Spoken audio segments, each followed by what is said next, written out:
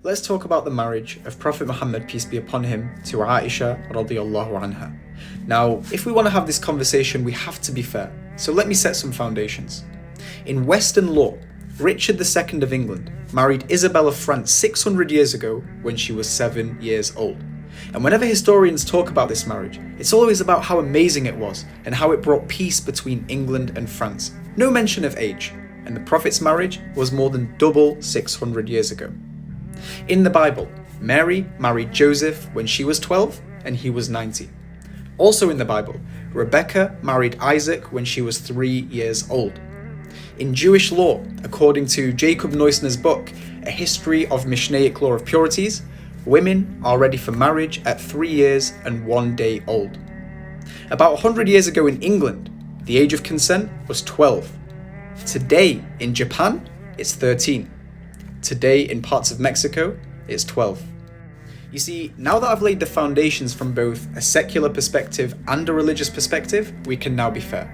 So what does Islam say when it comes to the age of consent? Well, there's two conditions: mental and physical maturity. There is no number in Islam.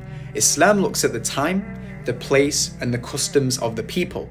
In other words, you can't just compare a 12-year-old today that has food given to her on a plate, water on tap, central heating, comfortable beds, iPads and games, to a 12-year-old that was born 1400 years ago in the middle of a harsh desert with no guarantee of food and in need to work from an early age. You just can't compare the two. The customs are different, meaning one has to mature much quicker, and this study will show you why.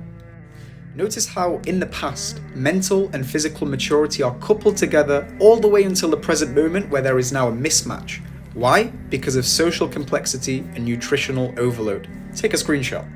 And finally, just know that for 13 centuries, not a single Islamophobe or critic of Islam raised this marriage of an issue. It's only in the last century that people have surfaced it because they're using the customs of today to explain the customs of yesterday, when we know that is not the case and history speaks for itself. So before you insult my prophet, be just and be fair.